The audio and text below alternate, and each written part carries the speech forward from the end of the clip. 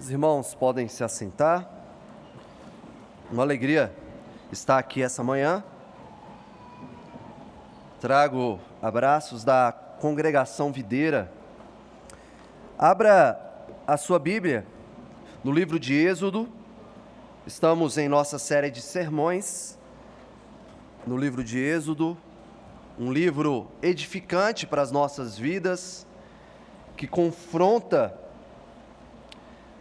as nossas falácias, que nos coloca em uma posição de real dependência do nosso Deus. Hoje estamos no capítulo 11, esse é um texto introdutório para aquilo que vai acontecer a partir do capítulo 12 em diante, em relação à 10ª praga. Estejamos atentos, estamos diante da palavra de Deus, uma palavra inerrante, uma palavra infalível, e uma palavra que é alimento para as nossas vidas. Disse o Senhor a Moisés: ainda mais uma praga trarei sobre Faraó e sobre o Egito. Então vos deixará ir daqui. Quando vos deixar, é certo que vos expulsará totalmente. Fala agora aos ouvidos do povo que todo homem peça a seu vizinho e toda mulher a sua vizinha objetos de prata e de ouro. E o Senhor fez que o seu povo encontrasse favor da parte dos egípcios. Também o homem Moisés era muito famoso na terra do Egito, aos olhos dos oficiais de Faraó e aos olhos do povo. Moisés disse: assim diz o Senhor, cerca da meia-noite passarei pelo meio do Egito, e todo primogênito na terra do Egito morrerá, desde o primogênito de Faraó, que se assenta no seu trono, até o primogênito da serva, que está junto a Mó, e todo primogênito dos animais. Haverá grande clamor em toda a terra do Egito, qual nunca houve nem haverá jamais. Porém, contra nenhum dos filhos de Israel, desde os homens até os animais, nem ainda um cão rosnará, para que saibais que o Senhor fez distinção entre os egípcios e os israelitas. Então todos estes teus oficiais descerão a mim, e se inclinarão perante mim, dizendo: sai tu e todo o teu povo que te segue. E depois disso sairei. E ardendo em ira, se retirou da presença de Faraó. Então disse o Senhor a Moisés: Faraó não vos ouvirá, para que as minhas maravilhas se multipliquem na terra do Egito. Moisés e Arão fizeram todas essas maravilhas perante Faraó, mas o Senhor endureceu o coração de Faraó, que não permitiu saíssem da sua terra os filhos de Israel. Até aqui a palavra do nosso Deus. Vamos orar.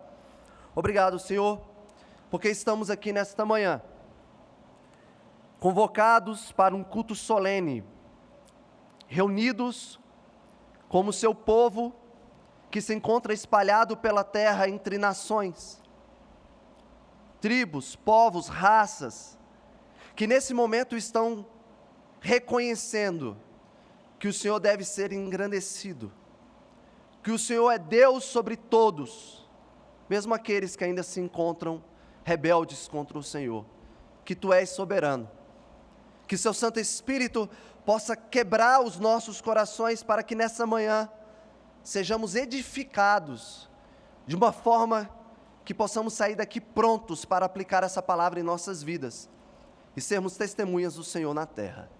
Em nome de Jesus. Amém. Meu irmão, minha irmã, você já se deparou com a história de homens que pareciam tão poderosos, mas tão poderosos, que seria quase impossível pensar que eles poderiam ser derrotados ou até mesmo mortos? Quando você estuda a história da humanidade, por vezes nós nos deparamos com homens, com autoridades como essas, que não se limitavam a praticamente nada. Eles conquistavam, dominavam povos, eles não se importavam em matar, faziam questão de mostrar a força e o poder por meio de ordens, perseguições, mortes cruéis.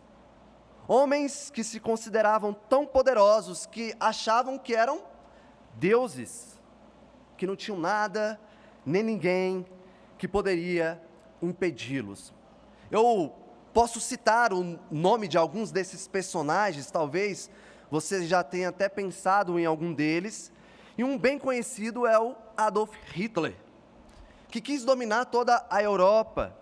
responsável por iniciar ali a Segunda Guerra Mundial, e que foi quem comandou e ordenou a morte de mais de 21 milhões de pessoas. Um outro nome conhecido é o de Mao Tse-tung. Ele é o grande responsável pela Revolução Cultural da China, implementou o seu sistema comunista e comandou e ordenou o extermínio de aproximadamente 77 milhões de pessoas. Irmãos, eu poderia citar outros nomes, a lista de forma bem triste é grande. Mas sabe o que há de semelhante entre Hitler, Mao Tse-tung e outros líderes assassinos na história? Além da maldade, senso de poder, senso de eternidade, temos o fato de que todos eles estão mortos. Todos. Nenhum deles foi capaz de vencer a morte. Nenhum conseguiu ser tão, mas tão poderoso, ao ponto de tomar o lugar de Deus, assumir o poder sobre todas as coisas e viverem eternamente. Todos eles foram humilhados e alcançados pelo julgamento da morte, lembrados como aqueles que se achavam como deuses, mas que não foram capazes de se eternizarem. Vocês sentem medo de pessoas assim? Vocês sentem medo de pessoas que acham que podem mandar e desmandar? Que acreditam que possuem poder para dizer quem deve viver e quem deve morrer? Que acreditam que irão determinar o destino da humanidade e que nada pode detê-los? Vocês sentem medo de pessoas ruins, más como essas? Queridos, eu sinto. Eu não sou tão forte assim. Às vezes, de fato, nós nos sentimos temerosos. Às vezes nós somos tomados de pavor e desespero em nossos corações. Mas uma pergunta deve ser feita aqui nessa manhã: quem realmente é poderoso? Quem realmente possui um poder que não pode ser resistido? Quem possui poder suficiente para fazer o sol nascer e o sol se pôr? Quem possui poder suficiente para determinar o dia do nascimento e da morte de uma pessoa? Quem possui poder santo e justo e sem pecado e sem maldade? Queridos, quem é Deus como nosso Deus? Quem é Deus como nosso Deus? O Salmo 135, o texto que nós lemos nessa manhã, traz a seguinte afirmação do salmista: com efeito, eu sei que o Senhor é grande, e que o nosso Deus está acima de todos os deuses. Tudo quanto aprove ao Senhor, Ele o fez, no céu e na terra, no mar e em todos os abismos. Irmãos, diante da palavra de Deus que nós nos encontramos nesta manhã, nós estamos diante de um Deus verdadeiramente poderoso. E veremos nesta manhã, se Deus permitir, que ninguém poderá resistir ao poder de Deus. Veremos isso em 2 pontos. Ninguém poderá resistir ao poder de Deus, e como Deus revela o seu poder, e como o seu poder beneficia o seu povo. Vamos ler novamente o versículo 1 e os versículos de 4 a 6. Disse o Senhor a Moisés: ainda mais uma praga trarei sobre Faraó e sobre o Egito, então vos deixará ir daqui. Quando vos deixar, é certo que vos expulsará totalmente. Moisés disse: assim diz o Senhor, cerca da meia-noite passarei pelo meio do Egito, e todo primogênito na terra do Egito morrerá, desde o primogênito de Faraó, que se assenta no seu trono, até o primogênito da serva, que está junto a Mó, e todo primogênito dos animais. Haverá grande clamor em toda a terra do Egito, qual nunca houve, nem haverá jamais. Irmãos, desde o momento em que Moisés foi chamado para ser o mediador entre Deus e o povo de Israel, Deus tem mostrado quem realmente está no controle de todas as coisas. quem realmente manda aqui no pedaço é o nosso Deus.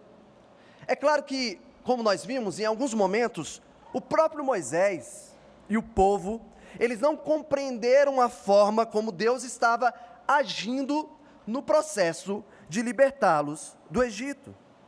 Teve alguns momentos em que eles se revoltaram, eles murmuraram diante das reações de Faraó, eles lidaram com o aumento da carga de trabalho, com o aumento da perseguição. O processo de libertação aqui do povo no Egito estava acompanhado de grande sofrimento.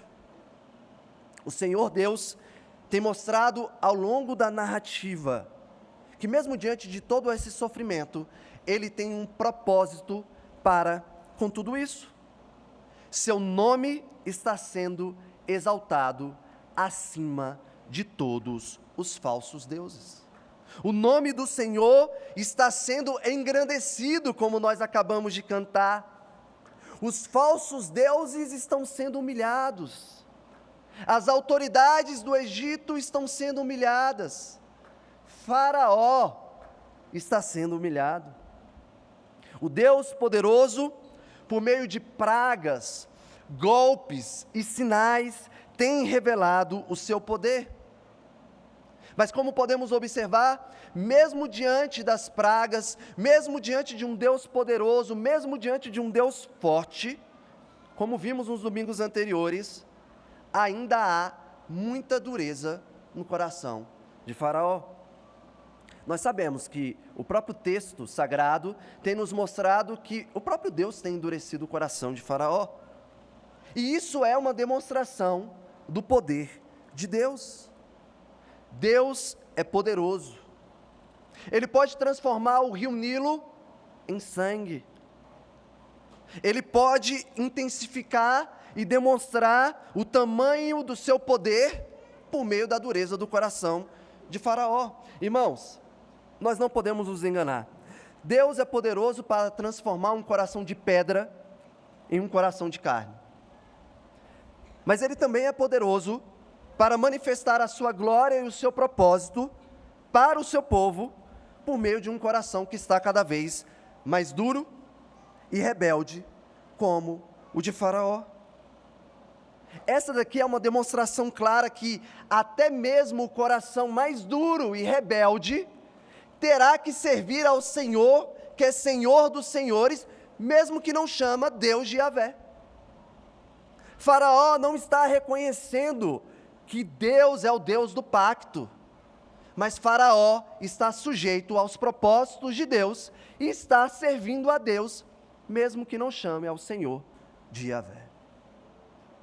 O homem mais poderoso da terra acha que é livre o suficiente para fazer o que ele quer, mas na verdade ele só está cumprindo com os propósitos do nosso Deus, para que o nome de Deus seja glorificado.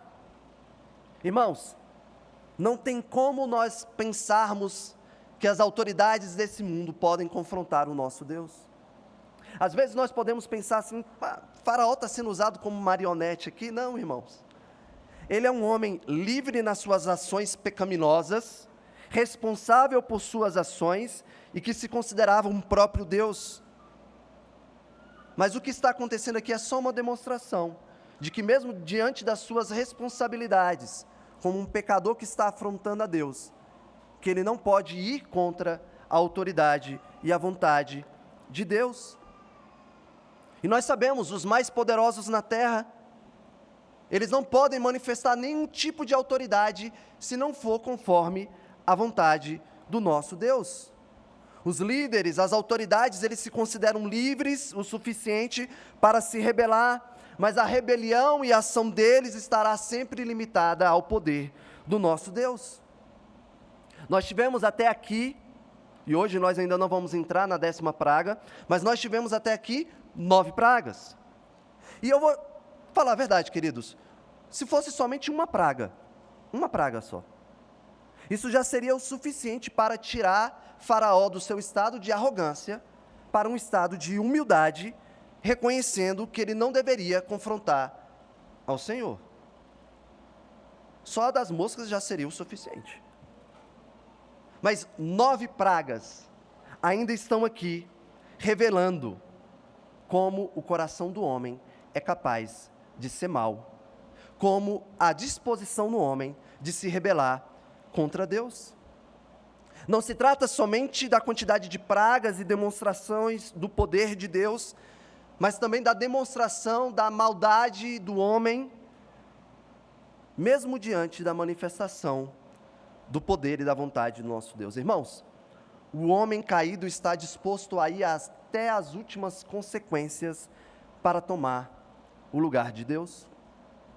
O homem, em seu estado caído, pecaminoso, ele não se importa com Deus, ele não se importa com a vontade de Deus, ele não se importa com o poder de Deus, mesmo que o poder de Deus se manifeste diante dos seus olhos. O homem caído, ele não está em busca somente de afirmar que Deus não existe, mas o seu real desejo é o de mostrar que, mesmo que ele não consiga provar a inexistência de Deus, que ele não vai se importar com ele, que ele não é tão importante assim, que ele não é tão relevante assim. Paulo falou isso lá em Romanos, ele deixou isso muito claro. Vocês veem a glória e o poder de Deus, mas se negam e se rebelam contra ele. Mas, irmãos, o homem caído não poderá anular Deus. O homem caído não poderá negar a existência de Deus. E o homem caído não poderá resistir ao poder de Deus. Ele vai tentar mostrar que ele é capaz de confrontar. Ele vai tentar ofender. Ele está em guerra contra esse Deus. E aí? Quem vocês acham que seria capaz de lutar contra Deus e sair sem ser derrotado? Deus aqui no capítulo 11 está simplesmente mostrando que Ele pode derrotar os seus inimigos da forma que Ele quiser, quando Ele quiser. São 10 pragas? Então serão 10 pragas. Ele é quem tem poder para determinar como e quando os inimigos serão derrotados. Irmãos, se preparem, aqui é só a introdução. Chegou o momento do golpe final. O grande inimigo vai ser derrotado. Faraó, todo pomposo, todo cheio de si, ele não é palho para o nosso Senhor. Todo falso Deus e todo homem rebelde será derrotado pelo poder de um Deus que não pode ser resistido. Deus aqui nesse texto vira para Moisés e diz: vai lá, diga, agora vocês receberão mais um golpe, seus primogênitos morrerão. Seja um filho de um rei, seja um filho de uma serva, os primogênitos dos seus animais, todos morrerão. Eu digo quem vive, eu digo quem morre, eu determino como se vive. Quem estiver coberto pelo sangue do Cordeiro viverá, quem não estiver, morrerá. Quem crê que eu tenho autoridade para dar e para tirar a vida, esse viverá. Quem crê e acredita que pode dar a vida por si mesmo, esse certamente morrerá. Meus irmãos, Deus está dizendo para o povo egípcio e seus líderes: ninguém é poderoso ou forte o suficiente para resistir à minha vontade e ao meu poder. Eu te pergunto, você crê que isso é verdade? Você que está aqui nessa manhã, crê que ninguém pode resistir ao poder de Deus? Não seja rápido, irmãos, em responder. Não se preocupe no tipo de pergunta que você, tipo de resposta que você pode dar. Porque essas perguntas, elas são importantes para avaliarmos os nossos corações. Às vezes é fácil nós dizermos que nós cremos que ninguém pode resistir ao poder de Deus quando nós estamos sentados aqui, mesmo com esse calor absurdo, mas sentados, ouvindo palavras de esperança. Mas é um pouco mais difícil quando nós estamos no hospital e recebemos a notícia de que uma pessoa que nós tanto amamos morreu. É o momento em que nós perguntamos: quem pode resistir ao poder de Deus? Às vezes nós temos a sensação que a morte foi capaz de vencer. Por isso eu pergunto novamente, irmãos, você crê que isso é verdade? Porque a palavra de Deus, ela diz que isso é verdade. Lá em 2 Crônicas, nós temos o seguinte: e exclamou: ó Yahvé, Senhor, Deus de nossos pais, não é tu Deus que habita soberano os céus? Não és tu que governas sobre todos os reinos das nações da terra? Na tua mão há poder e força, e não há quem possa te resistir. Jó 9:12. Com um gesto ele apanha a presa que deseja. Quem pode impedi-lo?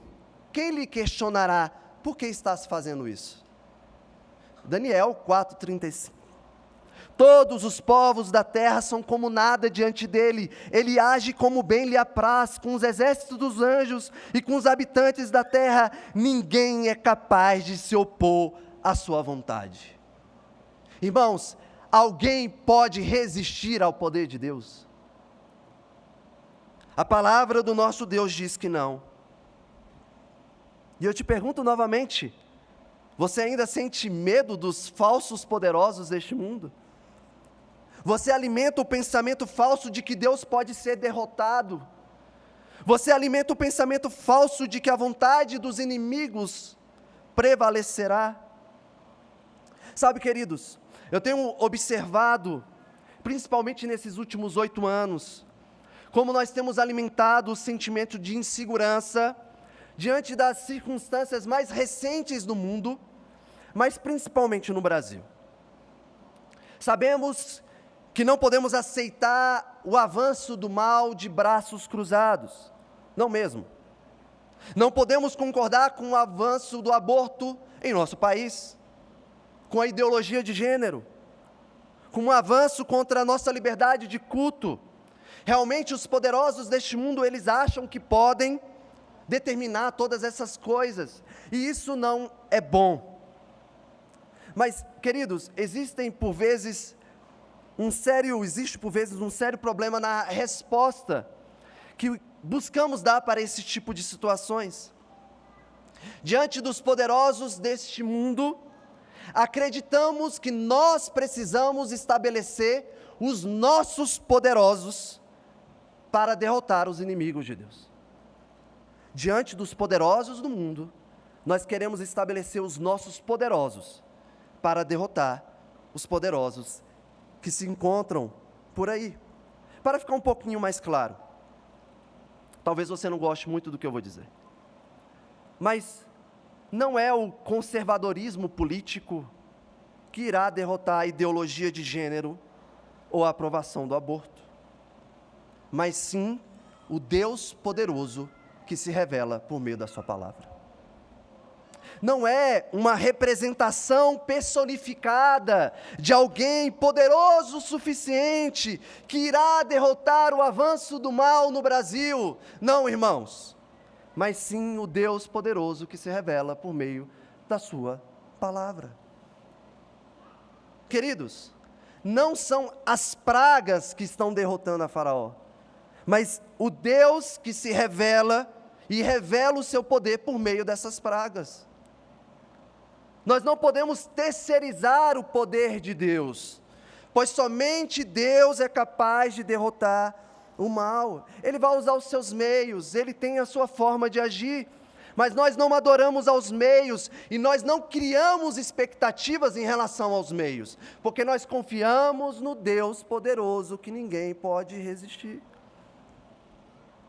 Eu não posso, irmãos, querer que os poderosos desse mundo sejam derrotados, criando os meus poderosos para derrotá-los. Parece um pouco com aquele desenho das meninas superpoderosas. Nós criamos os poderosos da forma como melhor nos agrada. Uma pitada de ideologia aqui, uma pitada de religiosidade ali, uma pitada de textos bíblicos isolados, pronto.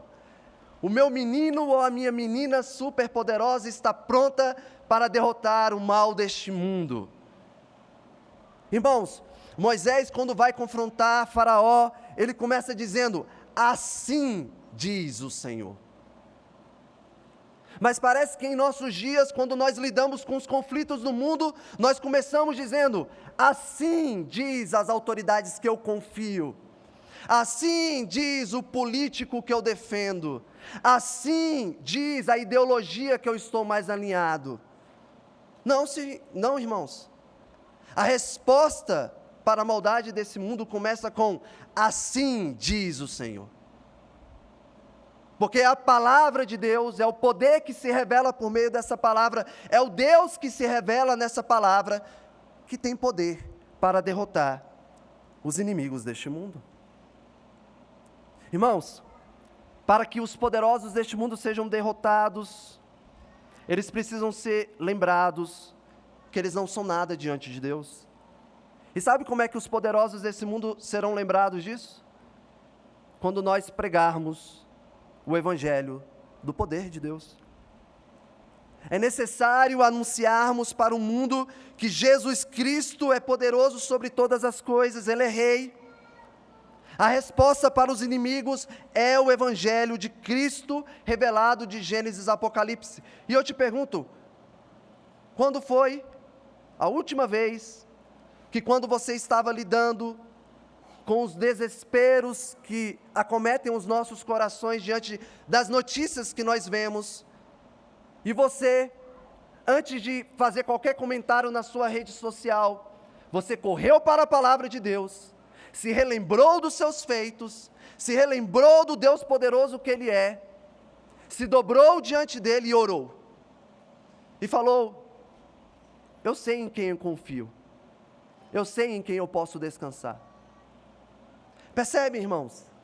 Mas parece que a nossa ação imediata é correr para aquilo que nos traz segurança. Mas não há poderosos nesse mundo que possam nos trazer segurança. É o Evangelho pregado com fidelidade. É o Evangelho praticado com seriedade. É a palavra de Deus poderosa, que vai quebrar corações, porque Ele pode quebrar corações e transformar, ou Ele vai derrotar. Mas tudo isso vai acontecer por meio do Evangelho poderoso do nosso Deus. Irmãos, precisamos lembrar para o mundo que ninguém poderá resistir ao poder de Deus. E isso agora nos leva ao nosso segundo ponto. Como podemos ver aqui em Êxodo, no capítulo 11, a forma como Deus tem revelado o seu poder. Deus revela o seu poder por meio das suas maravilhas. Versículos 9 e 10. Então disse o Senhor a Moisés: Faraó não vos ouvirá, para que as minhas maravilhas se multipliquem na terra do Egito. Moisés e Arão fizeram todas essas maravilhas perante Faraó. Mas o Senhor endureceu o coração de Faraó, que não permitiu saíssem da sua terra os filhos de Israel. Irmãos, quando você lê a Bíblia, eu sei que você lê a Bíblia, todos os anos, você começa ali sua leitura bíblica, e você se depara com o livro de Êxodo, e você olha para esses sinais, maravilhas, as pragas, tudo que está acontecendo, o mar que será aberto, as muitas coisas que nós ainda veremos nos sermões daqui em diante.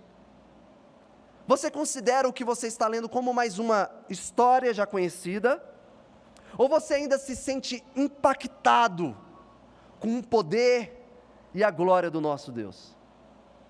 Se você avançar um pouquinho mais na sua leitura bíblica, lá no livro de Josué, nós nos depararemos com uma mulher que por um tempo foi inimiga de Deus, mas que se tornou parte de Deus, dizendo o seguinte: bem sei que o Senhor vos deu esta terra, e que o pavor infundis caiu sobre nós, e que todos os moradores da terra estão desmaiados, porque temos ouvido que o Senhor secou as águas do Mar Vermelho diante de vós, quando saís do Egito, e também o que fizestes aos 2 reis dos amorreus.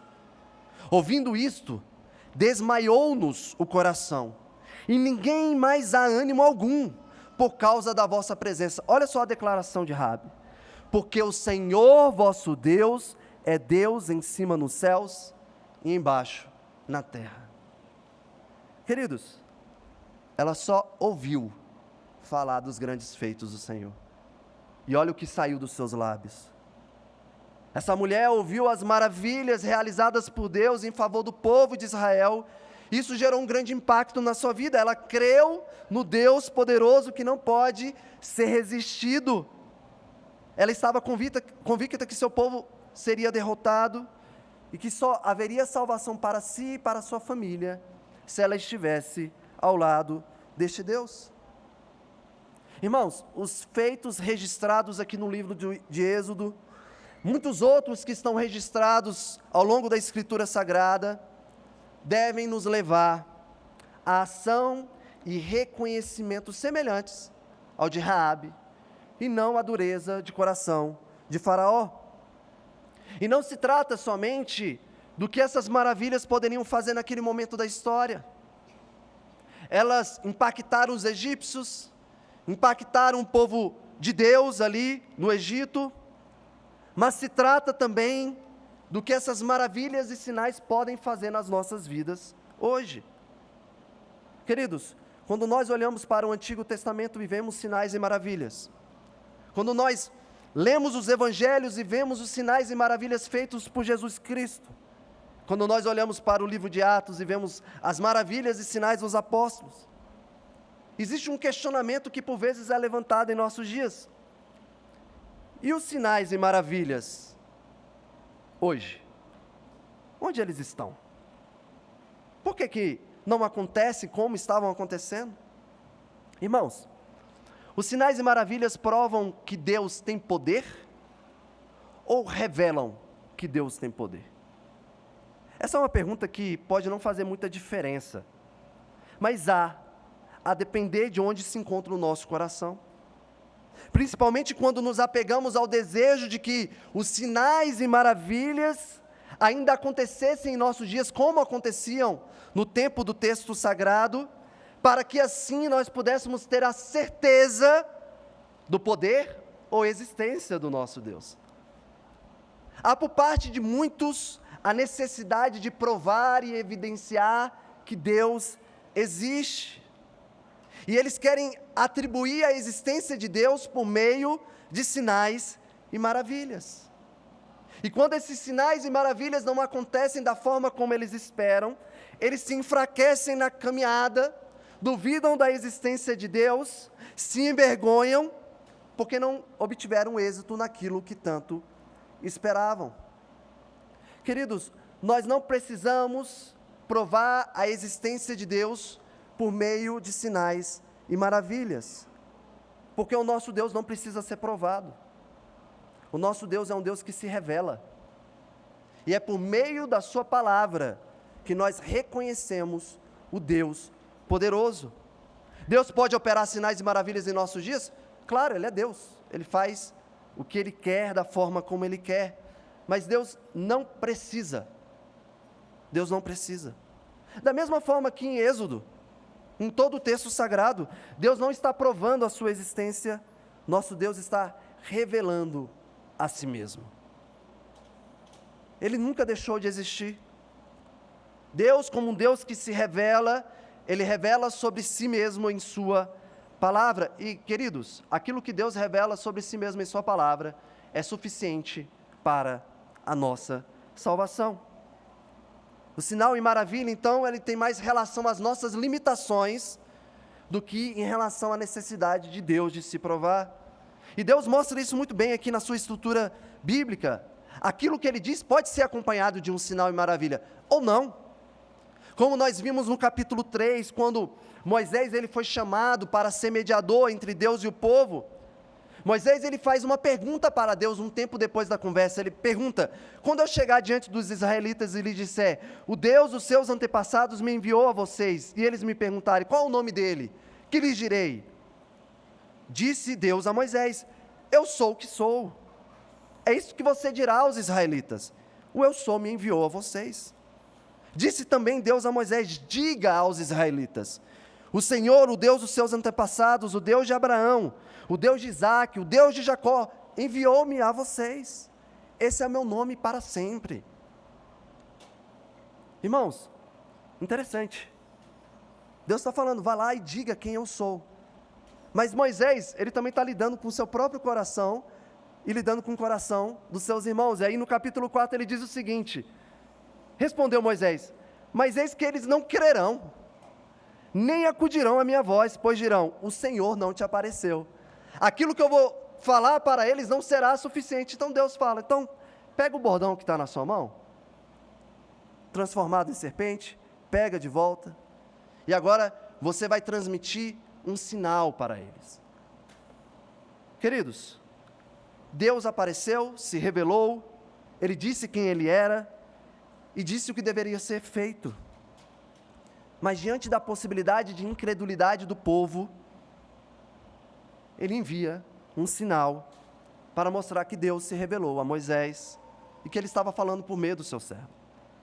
E essa estrutura não mudou no Novo Testamento. Lá em João 4, nós temos o seguinte registro: dirigiu-se de novo a Caná da Galileia, onde da água fizera vinho. Ora, havia um oficial do rei, cujo filho estava doente, em Cafarnaum.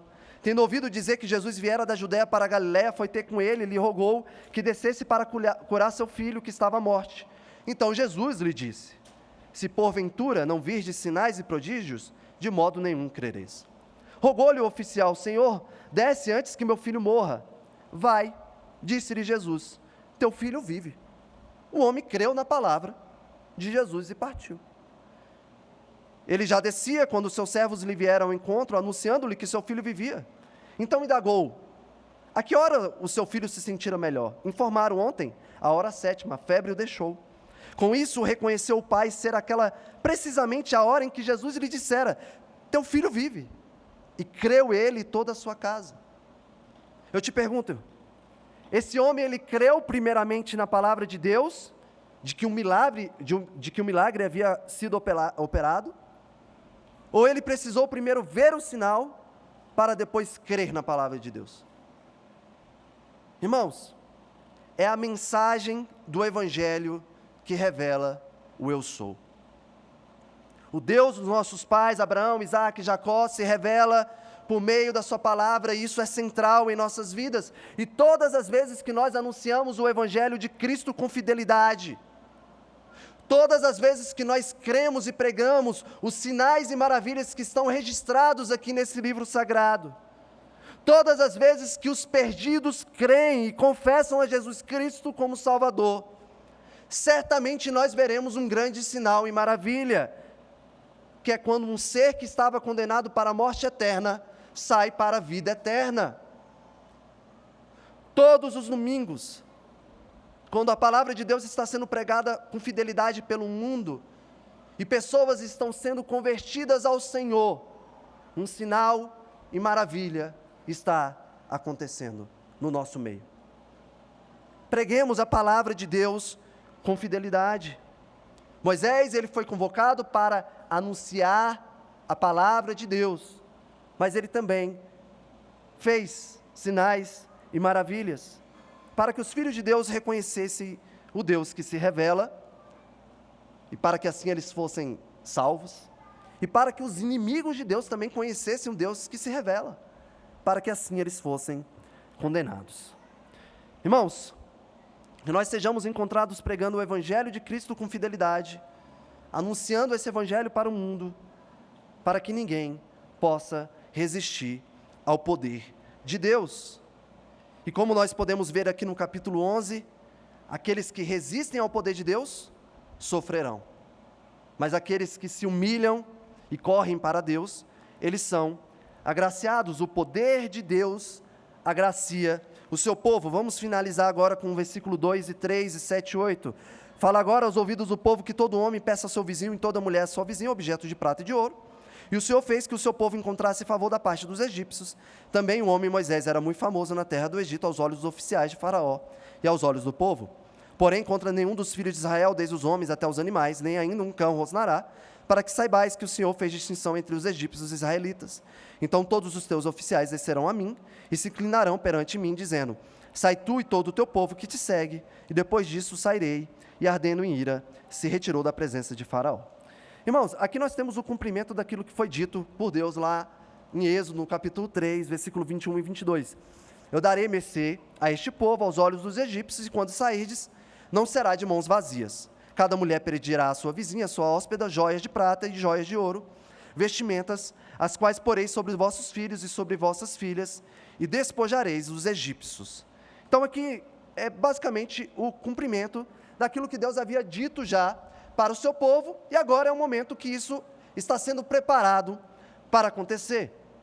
E eu quero agora que, diante do cenário que nós já temos, que você pense na seguinte situação, que você se coloque nela. Você se mudou para uma terra que não é a sua terra de origem. Então você vai para lá, você sabe que não irá morar lá por muito tempo, não irá morar lá para sempre. Mas os anos se passam, você até já morreu. E agora você tem só bisnetos e descendentes nessa terra. O povo desta terra que você mudou não gosta mesmo dos seus descendentes. Eles não querem que eles habitem ali. Mas mesmo diante dessa situação, eles aproveitam para subjugar os seus descendentes e torná-los escravos. Mas chega um dia em que Deus chama um mediador para libertar os seus descendentes. E ele vai então até o líder desse povo e fala: liberta o meu povo. Eles vão sair daqui para adorar ao nosso Deus, o único Deus verdadeiro. E aí vocês aproveitam, eles vão embora, vocês se livram deles, e agora vocês ficam felizes para sempre. Mas não é isso que acontece na história. O líder não liberta e afronta o Deus que te chamou, que chamou o mediador. E esse líder acha que pode derrotar esse Deus. Mas você verá na história que ele vai ser humilhado, os seus falsos deuses serão humilhados porque eles falharam. O próprio povo desse rei mau, desse líder mau, ele começa a ficar com raiva, começa a ficar nervoso, começa a sofrer por causa das pragas assustadoras. E no final dessa história, quando é o momento da mudança acontecer, o momento dos seus descendentes irem embora, saírem de lá esculachados, o contrário acontece, seus descendentes recebem presentes de prata e de ouro. Queridos, não é esse o cenário que nós esperamos dessa história. O cenário que nós esperamos dessa história é: vão embora daqui logo, chuta eles, cospe neles. Mas o Deus poderoso faz com que os inimigos entreguem prata e ouro para o povo de Deus. Aqueles que odiavam o povo de Deus estão beneficiando o povo de Deus. Vocês conseguem perceber? Ninguém pode resistir ao poder de Deus. Os inimigos são rendidos ao poder de Deus. O povo de Deus foi agraciado, não por mérito próprio, mas por causa da manifestação do poder de Deus.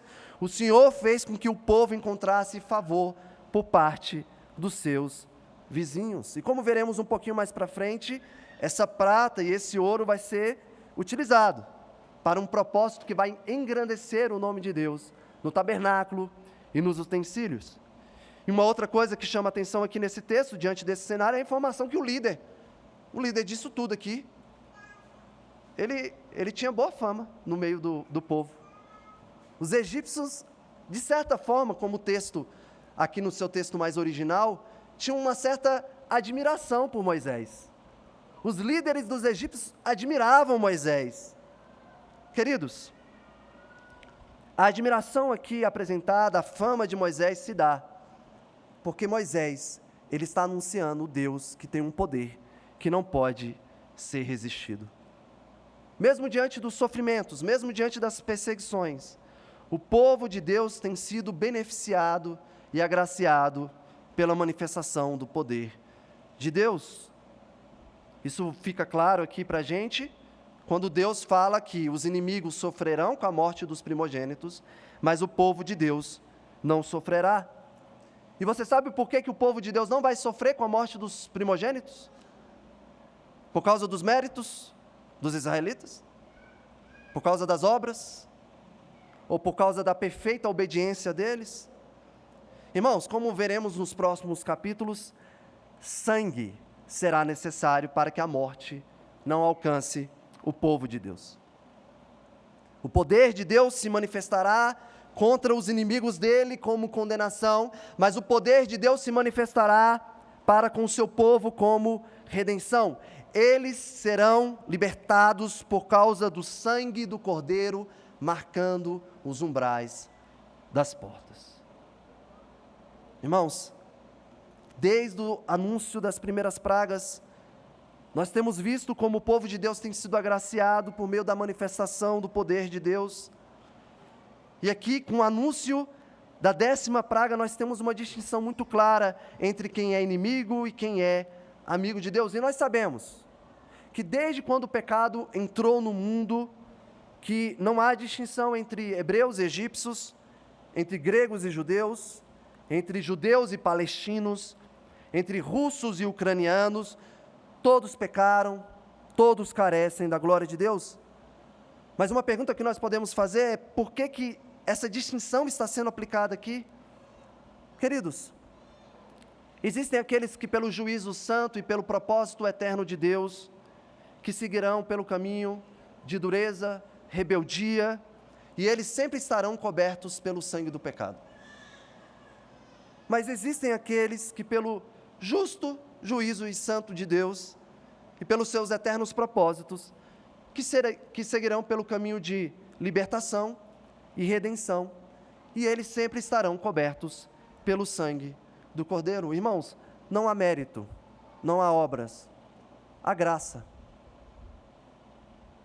Nós podemos encontrar graça em todo o livro do Êxodo, em todo o Antigo Testamento. Somente por meio do sangue derramado cobrindo pecadores, que nós vamos ser salvos e libertos do pecado. Nós precisamos da graça concedida pelo nosso Deus. E eu quero finalizar esse sermão perguntando novamente: vocês sentem medo ou grande temor dos poderosos da terra? Vocês se desesperam diante das suas ações opressoras? Vocês chegam a duvidar do poder do grande e poderoso Deus? Eu gostaria de lembrar de um texto que se encontra lá em Apocalipse 5, para finalizarmos o sermão. Então vi na mão direita daquele que está assentado no trono um livro em forma de rolo, escrito de ambos os lados e selado com 7 selos. Vi um anjo poderoso, proclamando em alta voz: quem é digno de romper os selos e de abrir o livro? Mas não havia ninguém, nem no céu, nem na terra, nem debaixo da terra, que pudesse abrir o livro ou sequer olhar para ele. Eu chorava muito, porque não se encontrou ninguém que fosse digno de abrir o livro e de olhar para ele.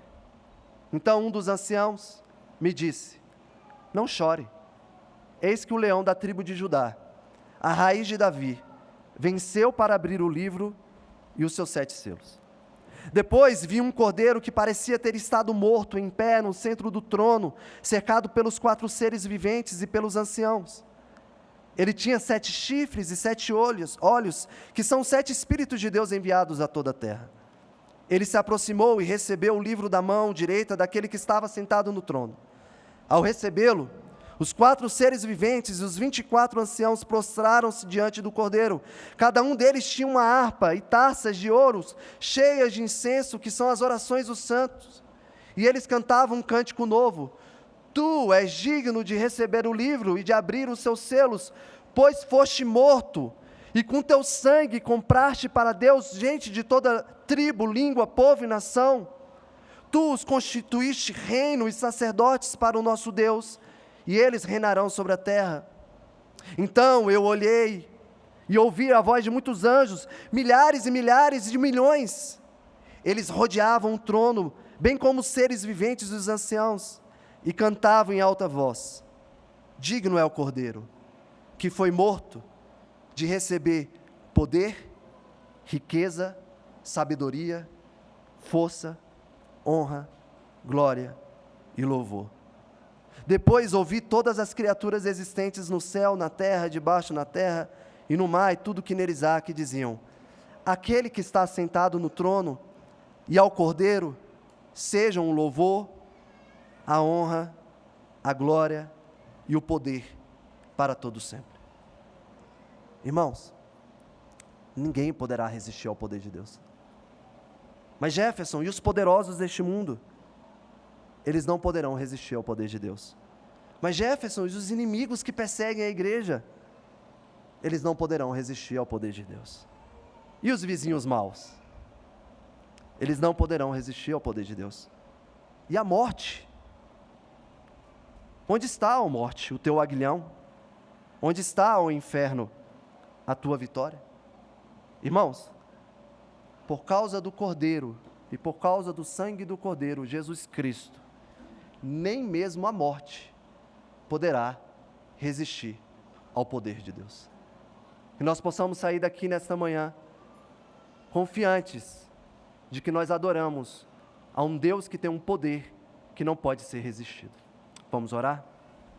Senhor Deus, nós somos gratos pela sua santa palavra, nós somos gratos porque Tu és um Deus que se revela, e Tu és um Deus que se revela como um Deus poderoso e soberano sobre todas as coisas. Nós estamos aqui nesta manhã reunidos para engrandecer o Teu santo nome. Por vezes nós nos desesperamos de fato, Senhor. Por vezes nós temos medo dos poderosos deste mundo. Por vezes nós nos entristecemos diante da morte e diante daquilo que ela faz, gerando sofrimento em nossos corações. Mas nós somos lembrados que nem mesmo a morte pode resistir ao Teu poder, porque Tu és Deus sobre todas as coisas. E nós estamos aqui para reconhecer que o Senhor é o nosso Deus, e que nós iremos adorá-lo até o dia que nos encontraremos com o Senhor na glória. Em nome de Jesus. Amém.